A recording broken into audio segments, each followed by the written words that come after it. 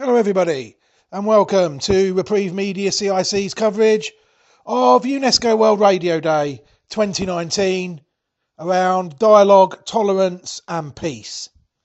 What we've got coming up for you now is a short interview taken from the UNESCO World Radio website.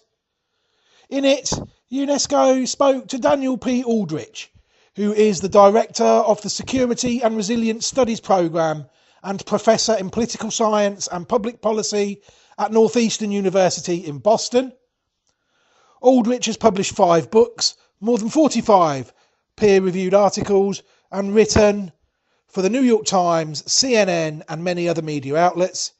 He spent more than 5 years in India, Japan, and Africa, carrying out field work, and his work has been funded by the Fulbright Foundation, the Abe Foundation, and the Japan Foundation, among other institutions. In this piece, Daniel discusses the effect radio can have in reducing violent extremism. It's a very interesting interview, so let's listen to it now. Thank you for being with us today, Daniel. Your research has given you an insight into how radio can be used to counter violent extremist organizations. Can you tell us a little about your work and what radio can do to promote dialogue and peaceful coexistence? Yes, I've been very lucky to do field work with the USAID and other U.S. government agencies who are trying to reduce violent extremism in the Sahel and other areas in Africa. And I think the results from our research are very positive. We see that radio programming and radios are not a silver bullet. They don't solve every problem, but they have measurable impact on reducing a number of the factors that we believe might encourage individuals to support violent extremist acts or terror groups.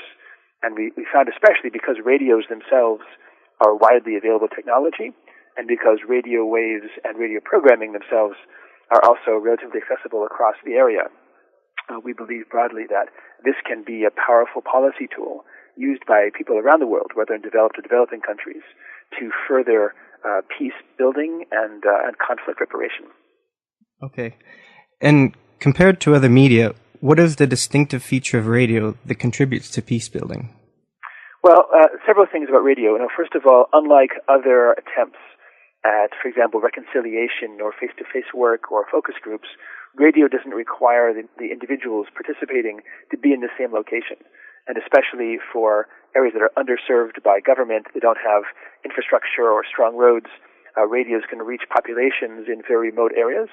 For example, women who may not be allowed by cultural norms or by local institutions to leave their home can get access to radio.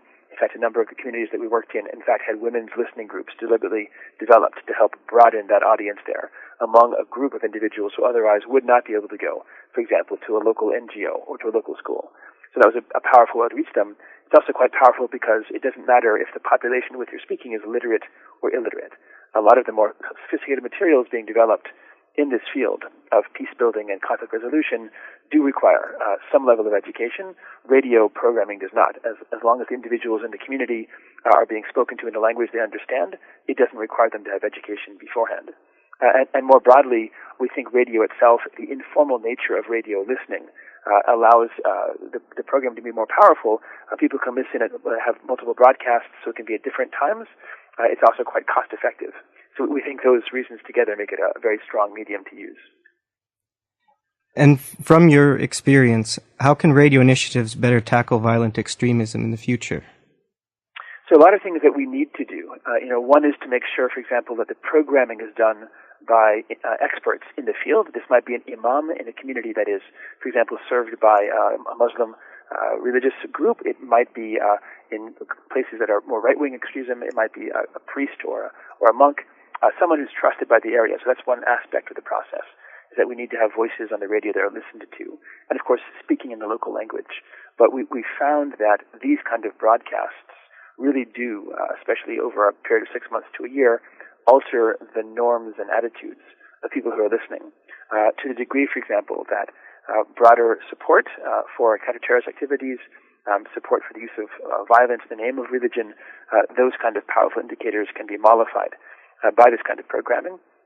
And we've also found, more broadly, that NGOs, local NGOs, can do this by themselves. They don't need to have international organizations helping them. They know quite well what messages will resonate with local communities and also what the local challenges are which violent extremist groups, for example, might be most popular or most likely to recruit individuals or find support among them. So we would strongly encourage this radio programming to be a local bottom-up process where communities themselves develop their own forms of radio communication, their own programs, their own based on this broader model. Okay. And during your research, are there any components related to gender-specific issues that come to your mind? So, I mean, there are a number of gender-specific components that we've seen. You know, first of all, we know in some communities, in Africa at least, women are often married to, for example, members of a violent extremist group. The violent extremist group will approach local families and ask and provide some kind of funds, for example, in exchange for marriage into that family, and that will create a bond between them and families in the area and make it more difficult for authorities, for example, to reduce the group's presence in the area. So we know already that women, for example, can be used by violent extremist groups to solidify their social ties to communities. More broadly, women are often the ones who notice radicalization in children first. Whether it's at home or in a school or anywhere else in the community, oftentimes women are more perceptive about changes in behaviors and attitudes.